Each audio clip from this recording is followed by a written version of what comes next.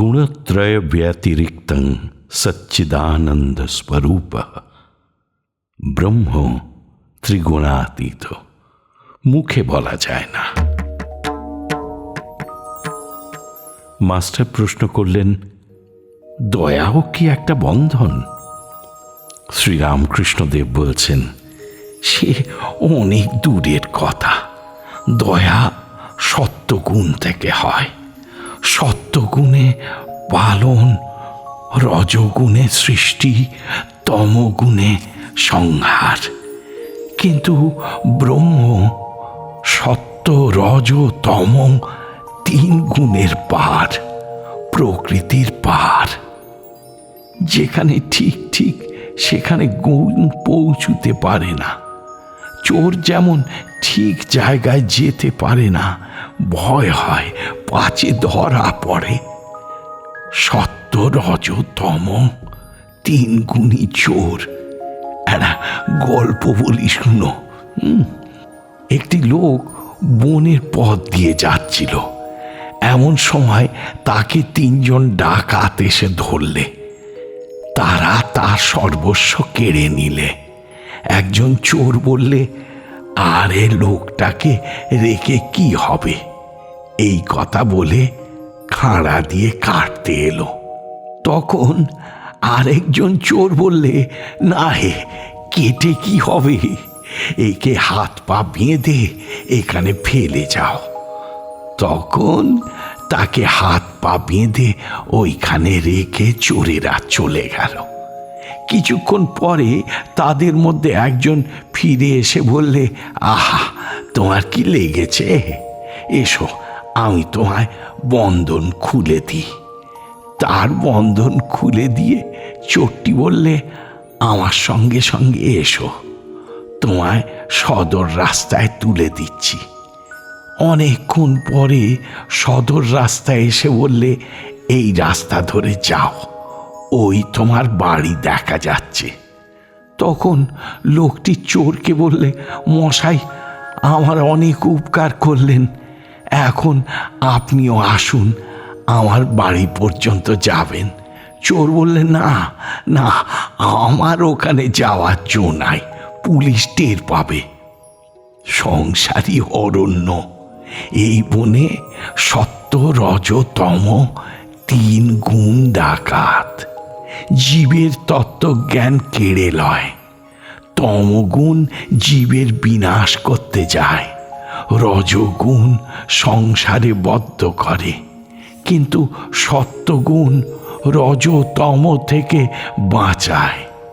সত্যগুণের আশ্রয় পেলে কাম, ক্রোধ এইসব তমগুণ থেকে রক্ষা হয়। সত্যগুণও আবার জীবের সংসার বন্ধন মোচন করে। কিন্তু সত্যগুণও চোর তত্ত্বজ্ঞান দিতে পারে না। কিন্তু সেই পরম ধামে যাবার পথে তুলে দেয়, দিয়ে বলে, ওই দেখো, তোমার বাড়ি দেখা যায়। যেখানে ব্রহ্মজ্ঞান, সেখান থেকে সত্যগুণও অনেক দূর। ব্রহ্ম কি তা মুখে বলা যায় না। যার হয় সে খবর দিতে পারে না। একটা কথা আছে, কালা পানিতে জাহাজ গেলে আর ফিরে না। চার বন্ধু ভ্রমণ করতে করতে পাঁচিলে ঘেরা একটা জায়গা দেখতে পেলে। খুব উঁচু পাঁচিল। ভিতরে কি আছে দেখবার জন্য সকলে বড় উৎসুক হলো। পাঁচিল বেয়ে একজন উঠল। উঁকি মেরে যা দেখলে তাতে অবাক হয়ে হা হা হা হা বলে ভিতরে পড়ে গেলে। আর কোনো খবর দিলে না।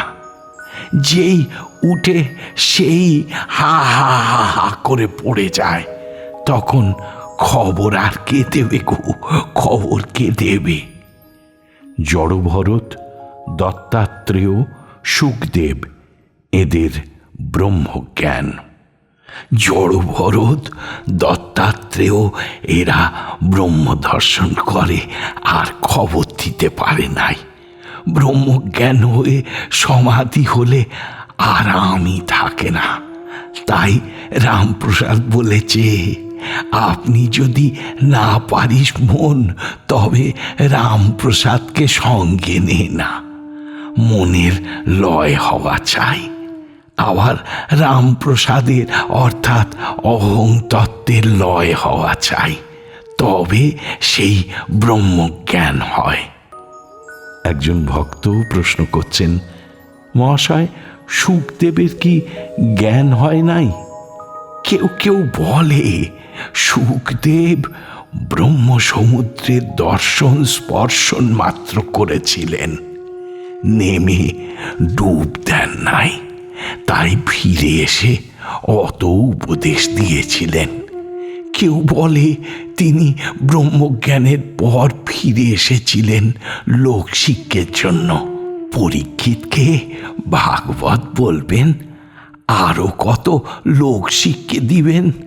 তাই ঈশ্বর তার সব আমি লয় করেন নাই, বিদ্যার আমি এক রেখে দিয়েছিলেন। কেশবকে শিক্ষা, দল, সাম্প্রদায়িকতা ভালো নয়। একজন ভক্ত বলছেন, ব্রহ্মজ্ঞান হলে কি দলটল থাকে? কেশব সেনের সঙ্গে ব্রহ্মজ্ঞানের কথা হচ্ছিল। কেশব বললে, আরো বলুন। আমি বললুম, আর বললে দলটল থাকে না। তখন কেশব বললে, তবে আর থাক মশাই। তবু কেশবকে বললুম, আমি আমার এইটি অজ্ঞান, আমি কর্তা, আর আমার এই সব স্ত্রী পুত্র বিষয় মান সম্ভ্রম এ ভাব অজ্ঞান না হলে হয় না। তখন কেশব বললে, মশাই, আমি ত্যাগ করলে যে আর কিছুই থাকে না। আমি বললুম, কেশব, তোমাকে সব আমি ত্যাগ করতে বলছি না। তুমি কাঁচা আমি ত্যাগ করো। আমি কর্তা, আমার স্ত্রী পুত্র, আমি গুরু, এই সব অভিমান কাঁচা আমি। এইটি ত্যাগ করে পাকা আমি হয়ে থাকো।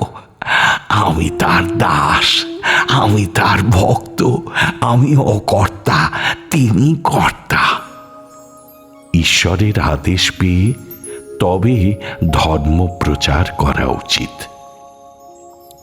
একজন ভক্ত বলছেন, পাকা আমি কি দল করতে পারে? কেশব সেনকে বললুম, আমি দলপতি দল করেছি, আমি লোক শিক্ষা দিচ্ছি, এ আমি কাঁচা আমি। মত প্রচার বড় কঠিন গা, ঈশ্বরের আজ্ঞা ব্যতি রেখে হয় না, তার আদেশ চাই। যেমন শুকদেব ভাগবত কথা বলতে আদেশ পেয়েছিলেন, তিনি ঈশ্বরের সাক্ষাৎকার করে কেউ আদেশ পায়, সে যদি প্রচার করে লোক শিক্ষা দেয়, দোষ নাই। তার আমি কাঁচা আমি নয় গো, তার আমি পাকা আমি। কেশবকে বলেছিলুম, কাঁচা আমি ত্যাগ করো, দাস আমি, ভক্তের আমি, এতে কোনো দোষ নাই। তুমি দল দল করছো, তোমার দল থেকে লোক ভেঙে ভেঙে যাচ্ছে। কেশব বললে, মশাই 3 বছর এ দলে থেকে আবার ও দলে গেল, যাবার সময় আবার গালাগালি দিয়ে গেল। আমি বললুম, তুমি লক্ষণ দেখো না কেন? যাকে তাকে চেলা করলে কি হয় গো? কেশবকে শিক্ষা, আদ্যা শক্তিকে মানো। আর কেশবকে বলেছিলুম, আদ্যা শক্তিকে মানো। ব্রহ্ম আর শক্তি অভেদ, যিনি ব্রহ্ম তিনি শক্তি। যতক্ষণ দেহ বুদ্ধি ততক্ষণ দুটো বলে বোধ হয়, বলতে গেলেই দুটো। কেশব কালী মেনেছিল গো, শক্তি মেনেছিল। একদিন কেশব শিষ্যদের সঙ্গে এখানে এসেছিল। আমি বললুম, তোমার লেকচার শুনব। চাঁদনিতে বসে লেকচার দিলে। তারপর ঘাটে এসে বসে অনেক কথা হলো। আমি বললুম, যিনি ভগবান তিনি এক রূপে ভক্ত, তিনি এক রূপে ভাগবত। তোমরা বলো ভাগবত ভক্ত ভগবান। কেশব বললে, আর শিষ্যেরাও সব একসঙ্গে বললে ভাগবত ভক্ত ভগবান। যখন বললুম, বলো গুরু কৃষ্ণ বৈষ্ণব, তখন কেশব বললে, মহাশয় এখন অত দূর নয়, তাহলে লোকে গোঁড়া বলবে। পূর্ব কথা। শ্রীরামকৃষ্ণের মূর্ছা মায়ার কাণ্ড দেখে। ত্রিগুণাতীত হওয়া বড় কঠিন। ঈশ্বর লাভ না করলে হয় না। জীব মায়ার রাজ্যে বাস করে। এই মায়া ঈশ্বরকে জানতে দেয় না।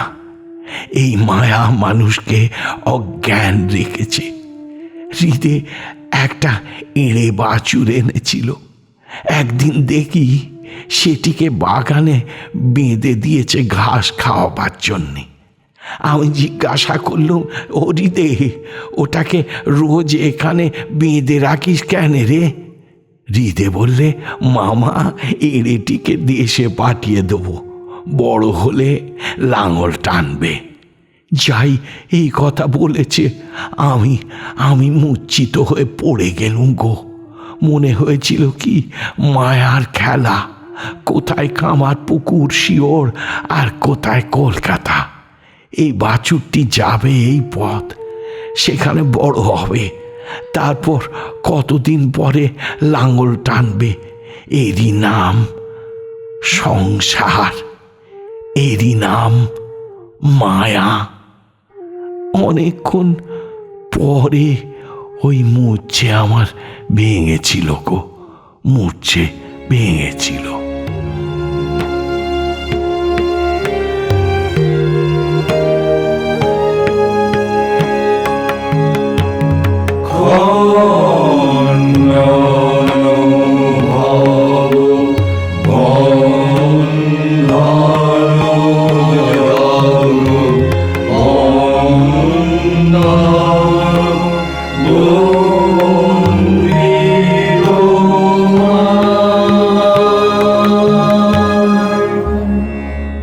ঠাকুর ও মায়ের চরণে আপনাদের সবার মঙ্গল কামনা করি।